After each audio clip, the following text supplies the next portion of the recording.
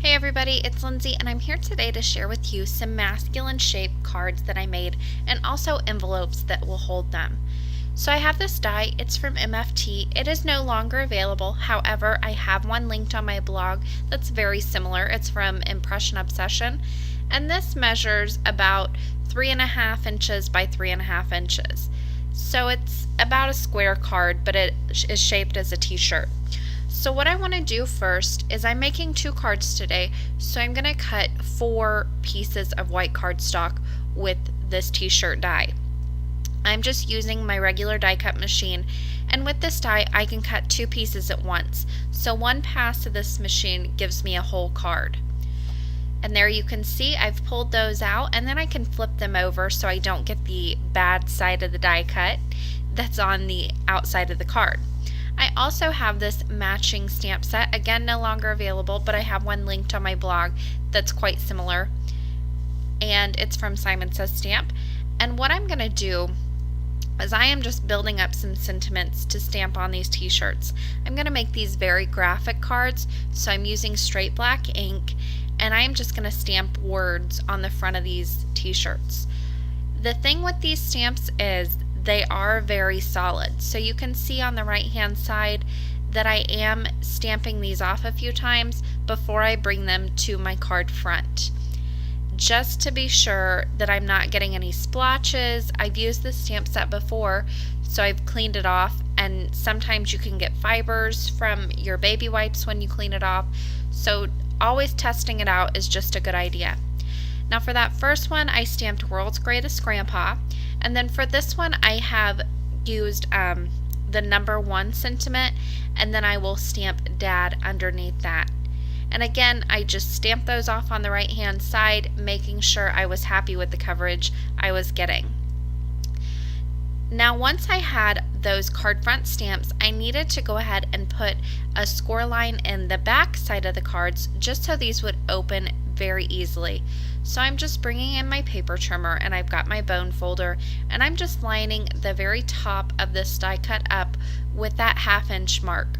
And then I can use my bone folder and my cutting guide on my trimmer just to go ahead and put a score line in these.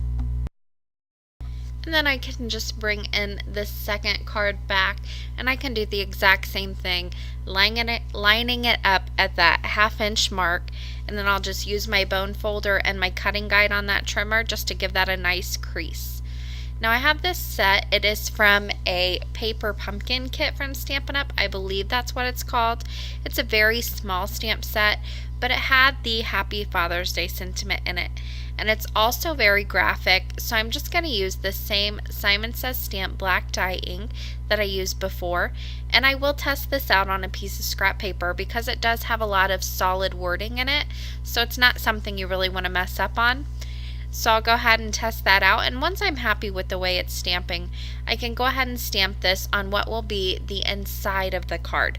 So the cards will read World's Greatest Grandpa, Happy Father's Day, number 1 Dad, Happy Father's Day.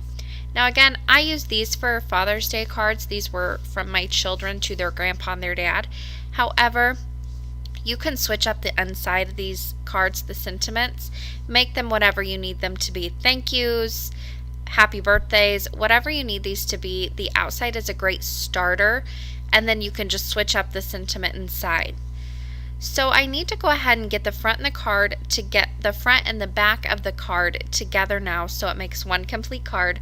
So I just added some double-sided adhesive. This is the very thin 1/8 of an inch, and I just put that above that crease mark that I made beforehand, and then I'll line these 2 t-shirts up and give it a good press just to make sure it's nice and stuck together. And then again, this one, peel the backing paper off of that, line them up, make sure that sentiment's on the inside of the card, and then go ahead and give that a firm press up at the top and make sure these are together and nice and secure. So now this is a complete card, however it does not open easily yet. Once you put the crease mark in it, that's not enough to give it a nice opening, so you really need to carefully fold these back like I'm doing here, and then I'll bring back in my bone folder and just give that a really nice sharp crease just by pressing down and running my bone folder along that line, and that will help it open up easily, and also that will help these stand up nice and straight as well. So again, I just take that crease mark that I've already made as a guide, fold these back, and then I will make a nice sharp crease there. Now you can see both of these cards are completely done, and they stand up very nicely, and they are ready to go. Now to make these just a little bit more special, I decided to make some envelopes for these. These do fit in a regular 4 1/4 by 5 1/2 envelope and A2 sized envelope. However, I wanted to make these just a little bit more interesting, so I got out my We Are Memory Keepers envelope punch board. Now I don't use mine very often, but when I do use it, I am so glad I have it. So the first thing I need to do is measure out my cards. Now they measured about 3 1/4 by 3 1/4, so I am going to use a 3 1/2 by 3 1/2 size, because that's what, they don't have a 3 1/4 by 3 1/4 on this envelope punch board, so I'm just going the next step up, which would be 3 1/2. Now for that you need a 6 by 6 piece of paper, which I have 2 of those here, and your score line needs to be at 3. So you first want to line your paper up at that 3-inch mark, punch, and then score with the scoring tool. Now that's the only time you have to measure. Next, you just want to line your score mark up with that little piece that pokes out on the left-hand side there, and then you can punch and score. And you'll do that all the way around, line that up, punch it, and then score it with your scoring tool. And this is the last one. We will go ahead and punch that top punch there, and then score it with our scoring tool. Now on the back side there's also a corner rounder, which is very nice. It just rounds off your corners so they're not as sharp, and I do this on all of my little corners here. So 4 times, and then I can start folding this together, and I'm just using the bone folder that came with this tool. So I'll just fold each of these little flaps in, and this will make a little great envelope for these cards that fits them pretty nicely. Now there's also a website I know of that you can go to, and you can find the measurements for boxes you can make with this envelope. You can make bows with this envelope. There's just a lot of things you can do with this one little punch board. So to put these together, I need some double-sided adhesive on each of these flaps. So I'll go ahead and put that down just on the inside bottom flaps there, and then I can also go ahead and put some on the one that folds up, and also on some of these, your little top flap that you fold up will hang over just a little bit. You can trim that corner off if you want to. It just makes it a nice look, even look. I didn't have that problem this time, but if you make larger envelopes you sometimes do. So once I have all that adhesive on, I can go ahead and start peeling off the backing paper, and then I will just start pressing these together. I'm going to go ahead and start with the 2 inside ones, and then I'll bring up this bottom flap. You could do it backwards. You could do the very bottom flap first and then bring the 2 side ones up. It's personal preference at this point. So there that top flap is, and I will just go ahead and give that a nice little fold there, and then that envelope is ready to go. Now I need to do this one more time for my second card. So again, I am lining this 6 by 6 piece of paper up at that 3-inch mark, and then I will go ahead and just line up that little piece that pokes out with the score mark that I've already made, and I will punch and score all the way around this piece of cardstock.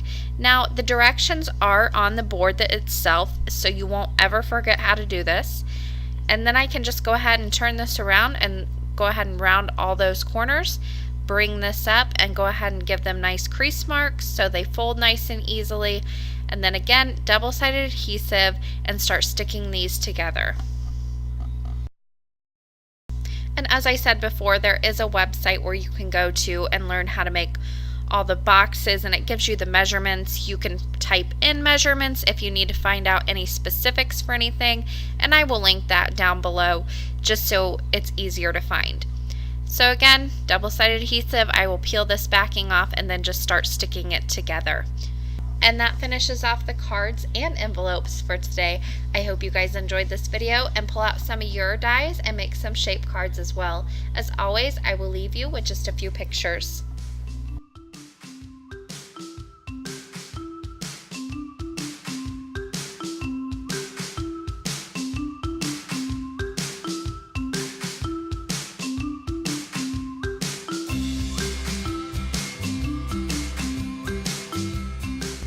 Now in this picture you will notice there is a keychain that has been stamped. I got this from an Etsy shop called Stamp and Shine. This was the gift that my kids gave to their dad for Father's Day, and she did such an amazing job, and I threw it in the picture. I will leave her link to her shop down in the description box below if you want to go check it out. But for more information on this card and the supply list, you can head over to my blog, craftingwhilecaffeinated.wordpress.com.